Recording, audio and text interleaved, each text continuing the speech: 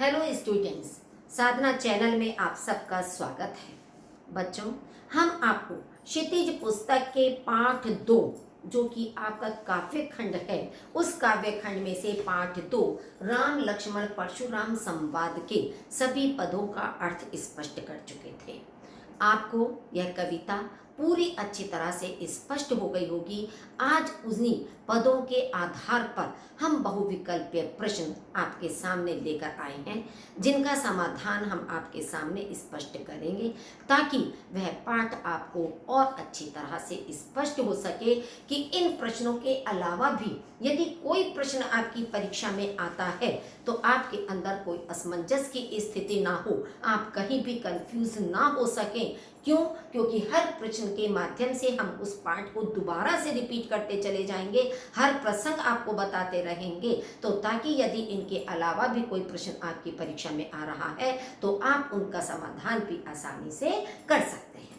First प्रश्न है आपका, परशुराम के क्रोधित होने पर श्री राम ने उनसे क्या कहा? आपके फर्स्ट पद की फर्स्ट लाइन ही है, नाथ संबुधन भंज निहारा होई केहू एक दास तिहारा। जब परशुराम बहुत अधिक शिव धनुष टूटने पर समाचार पाते ही क्रोधित होते हुए राज्यसभा में आते हैं, जनक की सभा में, और वे पूछते हैं वहां पर कि किसने इस शिव के धनुष को तोड़ा है। तो परशुराम की इस बात को सुनकर राम ने उनसे क्या कहा? इस धनुष पर आपकी इतनी ममता क्यों है? बचपन में हमने बहुत से धनुष तोड़े हैं। क्या ये सारे शब्द फर्स्ट लाइन में राम के द्वारा कहे गए थे? उन्होंने तो उनका सेवक कहा था, स्वयं को दास कहा था। तो ये जो आपका फर्स्ट वाला ऑप्शन है, ये तो बाद में क्रोध में आकर लक्ष्मण ने परशुराम से कहा था कि इस धनुष पर आपकी इतनी ममता क्यों है। और ये संवाद भी आपका लक्ष्मण के द्वारा कहा गया कि बचपन में हमने बहुत से धनुष तोड़े हैं, लेकिन पहले तो आपने कभी कोई ऐसा क्रोध नहीं किया। तो ये दोनों कथन आपके लक्ष्मण के हैं जो उन्होंने परशुराम से कहे थे। आपका सही उत्तर है, शिव धनुष तोड़ने वाला आपका कोई दास ही होगा। क्यों? क्योंकि राम बहुत अधिक विनयशील थे, विनम्र स्वभाव के थे। तो उन्होंने क्रोधित परशुराम का उत्तर अपनी विनयशीलता का परिचय देते हुए कहा था कि जिसने भी शिव का धनुष तोड़ा है, हे स्वामी, वह आपका कोई दास या आपका कोई सेवक ही होगा। तो जब आपका राइट ऑप्शन ये है तो लास्ट वाला तो आपका होगा ही नहीं कि इनमें से कोई नहीं। सेकंड है, परशुराम किस कार्य को अरि करनी कह रहे? अरि का मतलब है शत्रुता का कार्य करने वाला। किस काम को उन्होंने कहा कि शत्रुता का कार्य है? अपने क्रोधी स्वभाव को। क्या परशुराम अपने ही स्वभाव को कहेंगे कि मैं शत्रुता का कार्य कर रहा हूं? तो ये आपका आंसर गलत हो गया। लक्ष्मण द्वारा किए गए कार्य को, लक्ष्मण ने तो कोई ऐसा कार्य नहीं किया, वो तो केवल व्यंग जरूर परशुराम पर बार बार कर रहे थे, लेकिन लक्ष्मण के द्वारा कोई ऐसा कार्य नहीं था कि जिसको वे कहें कि अरि करनी है। शत्रुता के द्वारा किया गया कार्य है। शिव धनुष तोड़ने के कार्य को, क्योंकि शिव परशुराम के गुरु थे, अब उनके गुरु का धनुष टूटा है तो उन्हें ऐसा लगता था कि मानो उनके गुरु का किसी ने अपमान किया है, बहुत बड़ा अपराध किया है उनके गुरु का अपमान करके।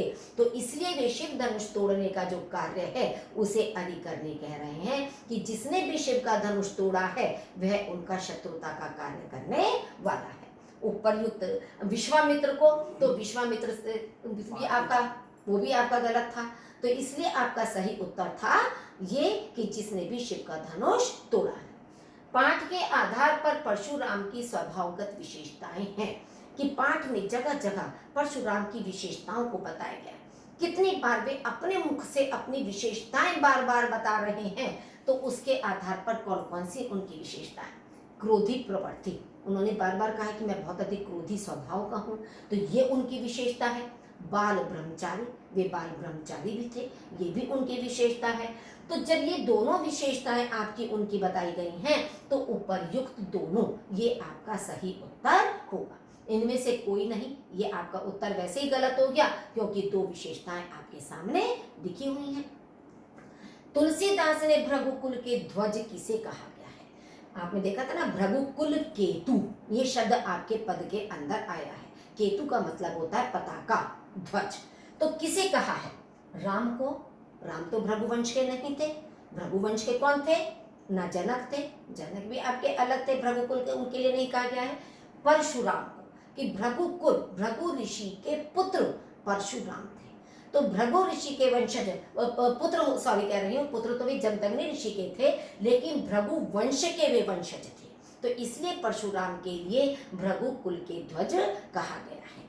विश्वामित्र भी अलग थे। विश्वामित्र कौन थे? राम और लक्ष्मण के गुरु थे, जिनके साथ वे राजा जनक की सभा में स्वयंवर के लिए आए थे। लक्ष्मण ने वीर योद्धा की विशेषताएं बताई हैं कि वीर योद्धा की कौन कौन सी विशेषताएं होती हैं।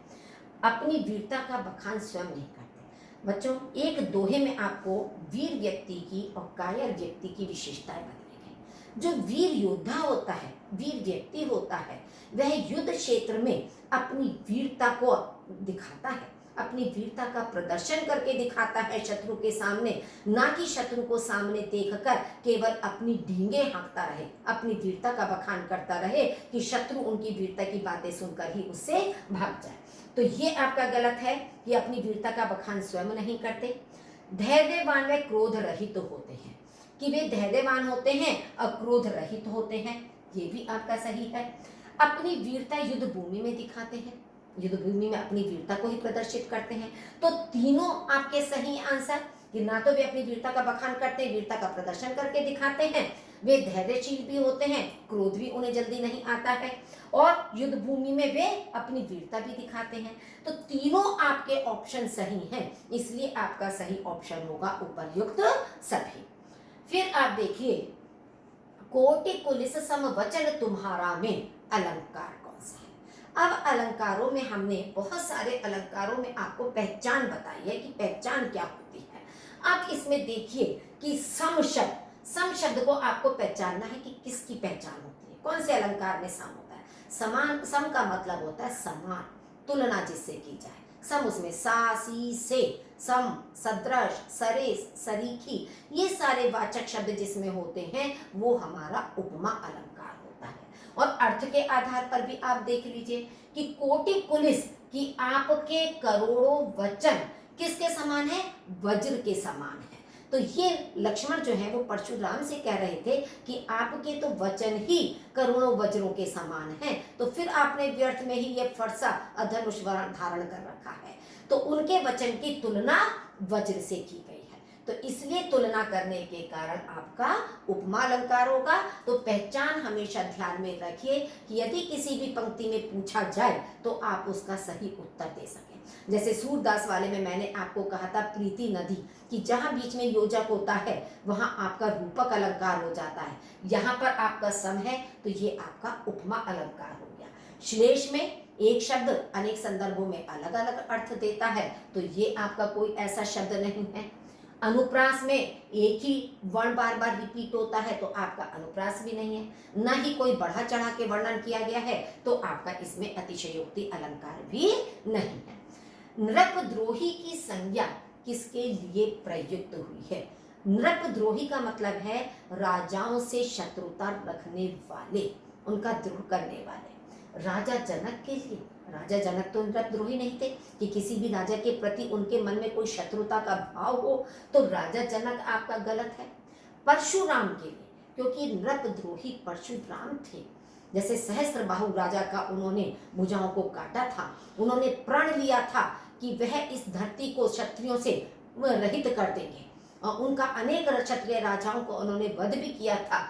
तो इसलिए नृपद्रोही की संज्ञा परशुराम के लिए प्रयुक्त की गई है।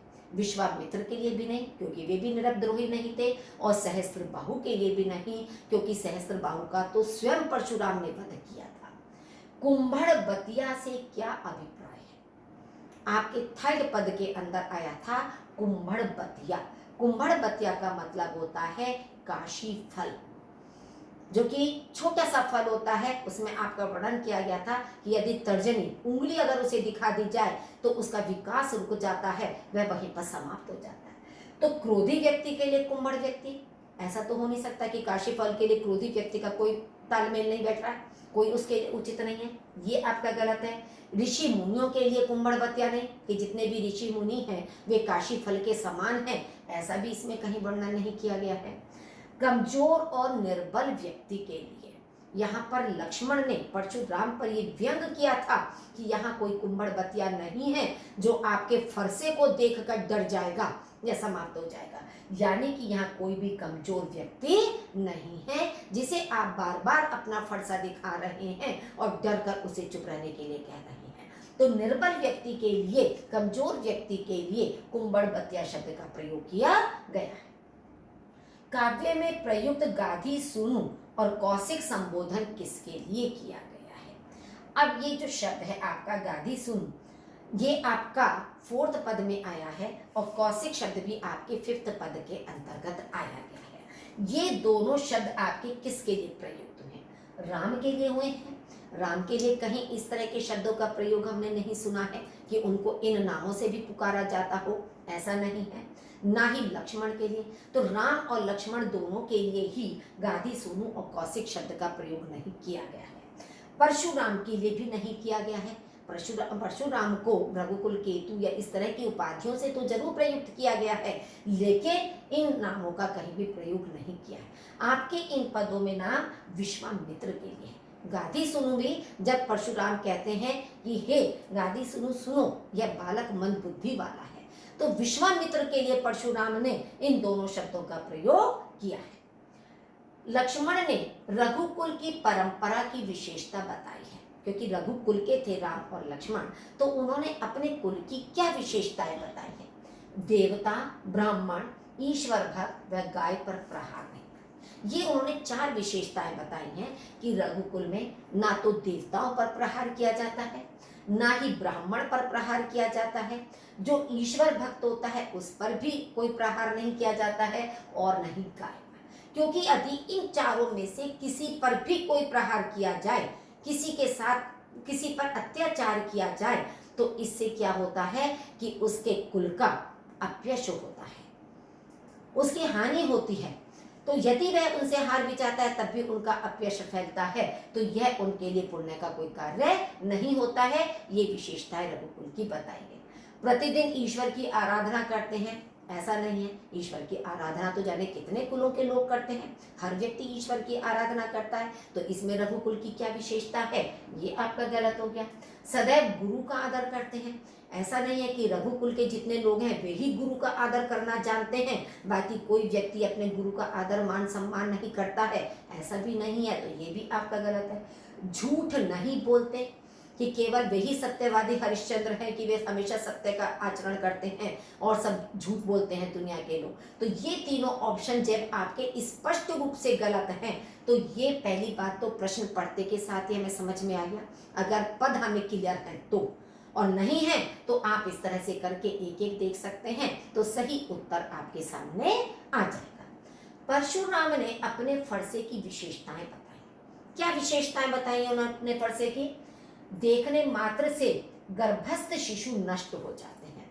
ये आपके 2nd पद के बाद जो 2 लाइनें आपकी दी हैं कि उनका फरसा इतना भयंकर है, जो गर्भस्थ बच्चा है वह भी उसकी टंकार से, उसकी भयंकर गर्जना से समाप्त हो जाता है। तो ये उसकी विशेषता बताई है उन्होंने। सहस्त्रबाहु की भुजाओं को काटने वाला, अपने इसी फरसे से उन्होंने सहस्त्रबाहु राजा की भुजाओं को काटा था।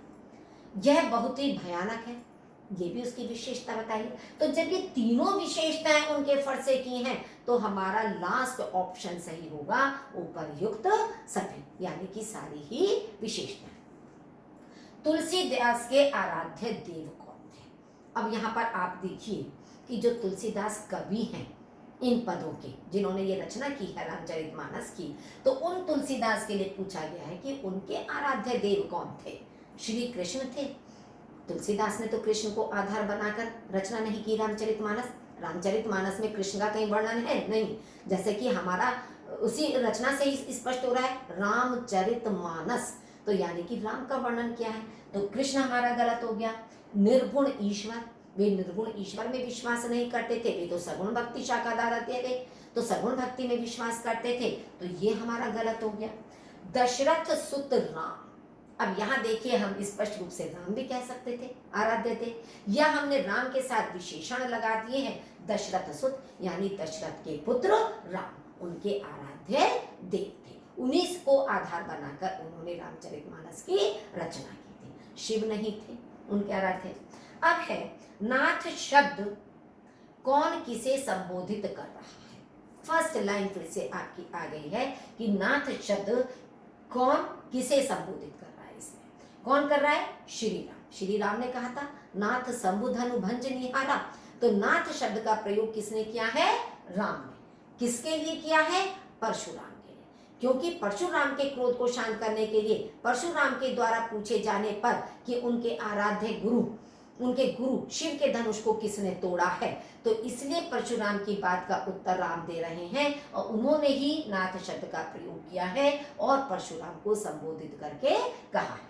तो श्री राम विश्वामित्र को कोई मतलब नहीं है यहाँ पर। क्यों? क्योंकि यहाँ पर तो राम, लक्ष्मण और परशुराम के बीच में है। हालांकि पहले तो परशुराम जनरल ही पूरी राज्यसभा में खड़े होकर इस प्रश्न को पूछ रहे हैं, लेकिन उसका उत्तर राम दे रहे हैं। लक्ष्मण श्री राम को, उन दोनों के बीच में वार्तालाप नहीं है और ना ही लक्ष्मण विश्वामित्र को। नेक्स्ट है आपका लक्ष्मण के हंसने का क्या कारण था। बार बार जब परशुराम अपनी बात को कह रहे हैं, अपनी प्रशंसा कर रहे हैं, अपने कार्यों का बखान कर रहे हैं, तो परशुराम की बातों को सुनकर लक्ष्मण को हंसी आती है। तो लक्ष्मण के हंसने का कारण क्या था? परशुराम का क्रोध, कि परशुराम बहुत अधिक क्रोधित हो रहे थे इसलिए वे उनके क्रोध पर हंस रहे थे? नहीं। परशुराम की वीरता पर संदेह, कि परशुराम वीर है भी या नहीं है, उनकी वीरता पर उन्हें संदेह हो रहा है, ये भी आपका गलत है। कि ऐसा नहीं है कि परशुराम वीर योद्धा नहीं थे, ना उनकी वीरता पर उन्हें कोई संदेह नहीं था। परशुराम का शिव धनुष के प्रति अनन्य स्नेह, कि परशुराम शिव के धनुष के प्रति अपना अकाट्य प्रेम अभिव्यक्त कर रहे थे, कि बहुत स्नेह है, बहुत अधिक प्रेम है उनके उस शिव धनुष पर। तो उसके अनन्य स्नेह के कारण परशुराम की आत्म प्रशंसा, ये तीनों चीजें सही है कि क्योंकि ना तो वीरता पर उन्हें संदेह था, ना उनके क्रोध पर और उनके शिव धनुष के प्रति जो स्नेह था, तीनों चीजें अपनी जगह सही है। लेकिन उनके हंसने का कारण था कि परशुराम बार बार अपनी प्रशंसा अपने मुख से अनेक प्रकार से कर रहे थे। इस बात को सुन सुनकर वे बार बार उनके ऊपर हंस रहे थे। परशुराम ने सूर्य वंश रूपी चंद्रमा में कलंक किसे कहा? राम लक्ष्मण सूर्यवंशी थे। अब सूर्यवंशी में वहां चंद्रमा कहां से आ गया? बच्चों, आप आसमान में कभी दृष्टि डालकर देखें, जिस समय पूर्ण चंद्रमा भी होता है तो पूर्ण चंद्रमा में एक छोटा सा काला धब्बा दिखाई देता है, मानो वो काला धब्बा एक तरह से कलंक के समान है। तो यहाँ इस पंक्ति से ही देखिए, सूर्यवंश रूपी चंद्रमा में कलंक। राम को, राम तो कलंक के रूप में नहीं थे। राम तो अपने कुल का मान सम्मान बढ़ाते थे, विनम्रता का प्रदर्शन करते थे, सबसे स्नेह रखते थे, सबके कष्टों को दूर करने का प्रयास करते थे। तो राम नहीं है कलंक के समान। जनक से कोई मतलब नहीं, क्योंकि जनक सूर्यवंशी नहीं थे। क्योंकि सूर्यवंश से पूछा गया तो जनक का सूर्यवंश से कोई लेना देना नहीं था, तो जनक आपका गलत हो गया। अब है लक्ष्मण को, लक्ष्मण ही उस चंद्रमा के कलंक के समान थे कि मानो बार बार वे परशुराम को और इतना अधिक क्रोधित कर रहे थे, उन्हें इतना अधिक गुस्सा दिला रहे थे कि हो सकता था कि परशुराम क्रोध में आकर लक्ष्मण का वध कर देते, उन्हें मार देते। तो यह सूर्यवंश पर एक कलंक होता कि उन्होंने परशुराम को इस तरह से क्रोध दिलाया या उनका अपमान किया। तो इसलिए सूर्यवंश रूपी चंद्रमा का कलंक लक्ष्मण को कहा गया है।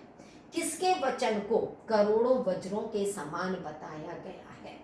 किसके वचन? लक्ष्मण के वचन नहीं, क्योंकि लक्ष्मण तो खुद ये पंक्ति कह रहे हैं कि तुम्हारे वचन करोड़ों वज्रों के समान हैं, तो इसलिए लक्ष्मण के लिए ये कथन उचित नहीं है, परशुराम के लिए। क्योंकि परशुराम बार बार इस तरह के वचन बोल रहे थे, इस तरह की बातें कह रहे थे कि जिसको सुनकर लक्ष्मण ने उनसे कहा कि आपने ये फरसा धनुष बाण व्यर्थ में ही धारण कर रखा है, क्योंकि आपके तो वचन ही करोड़ों वज्रों के समान है। राम के लिए भी नहीं आएगा, क्योंकि ये लक्ष्मण का कथन है, वो राम के लिए तो इस तरह के शब्दों का प्रयोग नहीं करेंगे और ना ही ये विश्वामित्र के लिए है। नेक्स्ट है राम लक्ष्मण परशुराम संवाद रामचरितमानस के किस कांड से लिया गया है? ये बच्चों आपका क्वेश्चन बहुत इंपॉर्टेंट क्वेश्चन है, इसको ध्यान में रखिए, क्योंकि ये क्वेश्चन अधिकांश आपका परीक्षा में आने के योग्य है। आपसे केवल चलिए रामचरितमानस हमने इसमें क्लियर भी कर दिया। आपका प्रश्न ये भी हो सकता था कि राम लक्ष्मण परशुराम संवाद जो है वो कहाँ से और किस कांड से लिया गया है। तो आपका पूरा भी उत्तर हो सकता था ये कि रामचरितमानस से लिया गया है, बालकांड से लिया गया है। तो ना तो ये सुंदरकांड में है, ना ये अयोध्या कांड में है, किष्किंधा कांड में भी नहीं है, ये रामचरितमानस के बालकांड से लिया गया है। क्यों? क्योंकि अभी तक तो वे सीता स्वयंवर में आए थे, बच्चे थे, वे विश्वामित्र के पास धनुर्विद्या सीखने के लिए गए थे। वो तो वहां उन्हें स्वयंवर के विषय में जब विश्वामित्र को पता चला तो वे राम लक्ष्मण को अपने साथ लेकर राजा जनक की सभा में चले जाते हैं। तो इस समय उनके बचपन का जब इसमें वर्णन किया गया है तो ये बालकांड से ही इसमें लिया गया। परशुराम किस ऋण से मुक्त हो गए थे? किस ऋण से मुक्त हो गए थे? इस मुक्त शब्द पर ध्यान रखिए। मुक्त का मतलब स्वतंत्र होना, आजाद होना। माता पिता के ऋण से, गुरु ऋण से, दोनों ऋण से, या इनमें से कोई नहीं। अब आप देखिए कि जब लास्ट वाले पद की सेकंड लाइन में उन्होंने कहा है कि माता पिता के ऋण से तो आप मुक्त हो चुके हैं। कौन कह रहा था ये लक्ष्मण परशुराम से कह रहे थे कि माता पिता के ऋण से तो आप मुक्त हो गए हैं, लेकिन गुरु का ऋण अभी आपके ऊपर शेष है। तो प्रश्न को जल्दी से पढ़कर बिना सोचे समझे, ये नहीं है कि गुरु ऋण की बात इसमें हो रही है। परशुराम के गुरु जो शिव थे, शिव, उनके धनुष के बारे में बात हो रही है, तो आप जल्दी से बस प्रश्न को पढ़े, ऋण शब्द देखा आपने और आपने गुरु ऋण को मार्क कर दिया। नहीं बच्चों, प्रश्न को अच्छी तरह से समझना है, क्योंकि प्रश्न में आपका उत्तर पूरी तरह से छिपा हुआ है। तो गुरु माता पिता के ऋण से परशुराम मुक्त हो चुके थे, केवल गुरु का ऋण उनके ऊपर शेष था। तो इसमें दोनों ऋण से आपका नहीं आएगा और ना ही इनमें से कोई नहीं ऐसा आएगा। परशुराम किसके पुत्र थे? ये हमने आपको एक स्टोरी भी सुनाई थी जिस समय सहस्त्रबाहु की और जमदग्नि ऋषि की। तो दुर्वासा ऋषि के नहीं थे। दुर्वासा ऋषि के में तो आपका कहाँ का वर्णन आ जाता है? आपका वर्णन वहां पर आ जाता है दुर्वासा ऋषि जो बहुत अधिक क्रोधित वैसे थे। ना ही कण्व ऋषि के थे, इसमें शकुंतला का उनका आ जाता है वर्णन। जमदग्नि ऋषि के पुत्र थे जिनके पास कामधेनु गाय थी जिसे सहस्त्रबाहु लेना चाहते थे। तो जब इनके बीच में ये आपस में संवाद होता है, उन्होंने उसका अपहरण किया, उसको मारा, उन्होंने क्रोध में आकर उनके पुत्रों ने उनका वध किया। तो वहां स्टोरी में हमने आपको बताया था कि परशुराम जमदग्नि ऋषि के पुत्र थे, ना कि वशिष्ठ ऋषि के। तो ये तीनों ऋषि नहीं थे बल्कि जमदग्नि ऋषि थे। परशुराम ने लक्ष्मण को अपने किस कार्य की याद नहीं दिलाई? उन्होंने अनेक बार राजाओं से युद्ध किया, उन्होंने पृथ्वी ब्राह्मणों को दान दे दी, उन्होंने सहस्त्रबाहु राजा का वध किया था, उन्होंने अनेक बार ब्राह्मणों को हथियार विहीन कर दिया था। अब प्रश्न ने पूछा है कि किस कार्य की याद नहीं दिलाई? ये सारे कार्य तो उन्होंने याद दिलाए थे कि उन्होंने अनेक बार राजाओं से युद्ध किया, इसकी याद उन्होंने दिलाई बार बार। उन्होंने पृथ्वी ब्राह्मणों को दान दे दी कि राजाओं को मारकर जो पृथ्वी उन्होंने उनसे छीनी उसे उन्होंने ब्राह्मणों को दान में दे दिया, इसकी याद भी उन्होंने दिलाई है। उन्होंने सहस्त्रबाहु राजा का वध किया, ये भी उन्होंने याद दिलाया है। केवल क्या नहीं बताया था उन्होंने कि उन्होंने अनेक बार ब्राह्मणों को हथियार विहीन कर दिया, क्योंकि परशुराम तो खुद ही ब्राह्मण थे, विप्र थे, तो वे अपने साथियों को हथियार से रहित क्यों करते? तो इसलिए उन्होंने इसका वर्णन उसमें नहीं किया था, ये याद उन्होंने नहीं दिलाया था। राम लक्ष्मण परशुराम संवाद में कौन कौन से छंद प्रयुक्त हुए हैं? बच्चों, ये छंद एक नई चीज आई है। मैंने आपको वहां स्पष्ट भी किया था कि 2 प्रकार के छंदों का प्रयोग किया गया है और आपको पहचान भी बताई थी कि कौन सी पंक्तियों में कौन सा छंद है और किन में कौन सा छंद है।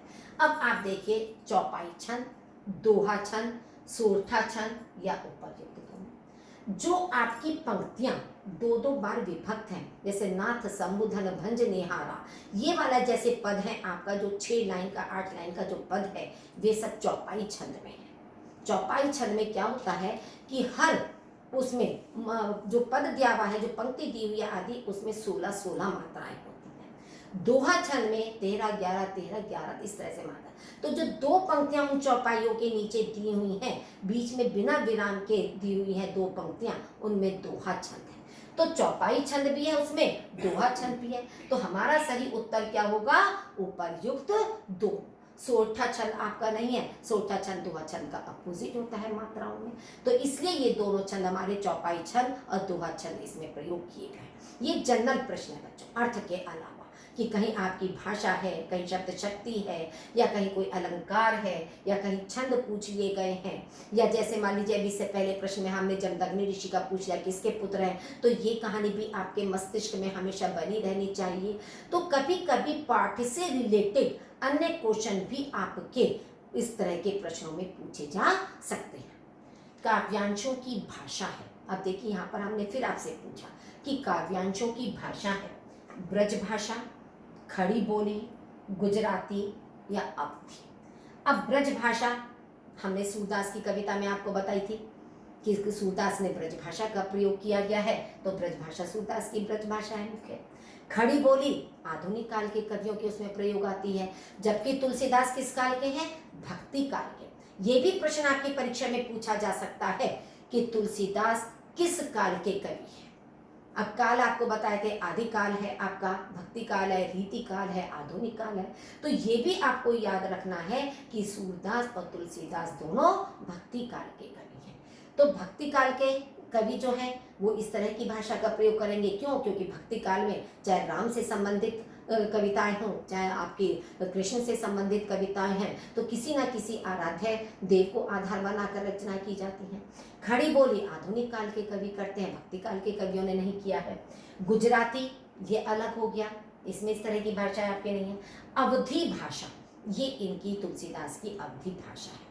कभी कभी इस बात को भी ध्यान में रखिए, ये आपका ये भी हो सकता था कि मान लीजिए अवधी ये आपका लिखा है, देखिए बड़ी की मात्रा होती है भाषा में। सपोज मान लीजिए गुजराती के स्थान पर या खड़ी बोली के स्थान पर या किसी के भी स्थान पर अवधी शब्द दोबारा लिखा होता और उस पर मात्रा होती छोटी ई की, तो क्या वो राइट होता? आप जल्दीबाजी में मात्रा पर गौर नहीं करते हो, मात्रा की त्रुटि करते हो, अशुद्धि करते हो। तो छोटी ई की मात्रा यदि अवधि में लगी है तो उसका अर्थ होता है समय, और जब बड़ी ई की मात्रा होती है तो ये बन जाती है आपकी भाषा। तो इस चीज पर भी ध्यान रखना है कि आपकी परीक्षा लेने के लिए एग्जामिनर कि आपने कितना पढ़ा है, आपका बुद्धि कौशल कितना है।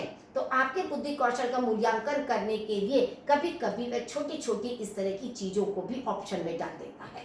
तो मान लीजिए अवधि उसने दोनों तरह की लिख दी और आपने जल्दीबाजी में छोटी ई की मात्रा वाले पे मार्क कर दिया, आपका 1 नंबर गया। तो आपको इन चीजों पर भी ध्यान अपना केंद्रित करना है। चहत उड़ावन फूंक की पहाड़ों का भावार्थ क्या है कि आप फूंक से पहाड़ को उड़ा देना चाहते हैं, ये इसका मान लीजिए अर्थ है। अब पहाड़ पर फूंक मारना, क्या इतने विशाल पर्वत पर कोई व्यक्ति फूंक मारेगा तो पहाड़ उससे उड़ सकता है? नहीं उड़ सकता, असंभव है। तो ये आपका ऑप्शन गलत हो गया। फूंक से पहाड़ को उड़ा देना, यही मतलब आपका आ गया कि हम चाहें कि फूंक से पहाड़ को उड़ा दें तो वो भी आपके लिए असंभव कार्य है। मूर्खतापूर्ण कार्य करना, कि यदि कोई व्यक्ति इस तरह का कार्य कर रहा है कि फूंक बार बार पहाड़ पर मार रहा है कि कोशिश करने पर पहाड़ किसी भी तरह से उड़ ही जाएगा उसकी फूंक से, तो ये एक मूर्खतापूर्ण कार्य होगा। आपका इसका भावार्थ जो है, लाक्षणिक अर्थ है असंभव को संभव करने का प्रयास करना, कि जो काम असंभव है, हो ही नहीं सकता, उसके लिए हम प्रयास करें कि हम उसे संभव करके दिखा देंगे। कि जैसे कोई मूर्ख व्यक्ति है कि पहाड़ पर फूंक मारे कि कोशिश करने पर पहाड़ उड़ ही जाएगा, तो असंभव कार्य को संभव करने का प्रयास करना, ये इसका भावार्थ है या अर्थ है इसका। परशुराम को भृगुवर क्यों कहा जा रहा है? उनके क्रोधी स्वभाव के कारण भृगुवर कहा गया है, उनके बल और पराक्रम के कारण। भाई हमने कहा था कि भृगु के वंशज हैं वे, तो इसीलिए क्रोधी स्वभाव का भृगुवर से कोई लेना देना नहीं है। उनके बल और पराक्रम के कारण भी ऐसा नहीं है कि वे क्रोधी स्वभाव के हैं, वे बलशाली हैं, तो जरूरी है कि उनके जो पूर्वज हैं वे भी उसी तरह के स्वभाव वाले हों, क्रोधी स्वभाव के हों, ऐसा तो जरूरी नहीं है। तो इसलिए भृगुवर से कोई मतलब नहीं है।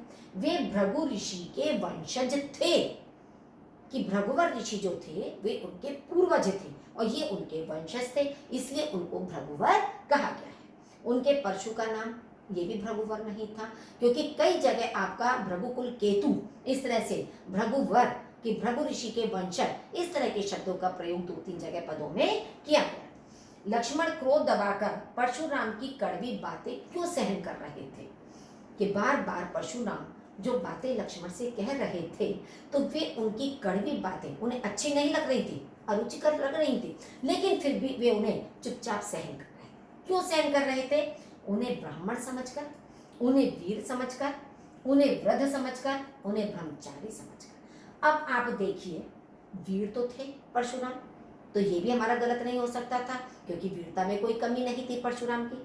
ब्रह्मचारी भी थे वे, तो ये भी कोई गलत नहीं है, ये भी परशुराम की विशेषता है, ब्रह्मचारी भी। वृद्ध समझकर, वृद्ध का कोई ऐसा वर्णन नहीं है, लेकिन मेन चीज क्या है, उन्हें ब्राह्मण समझकर।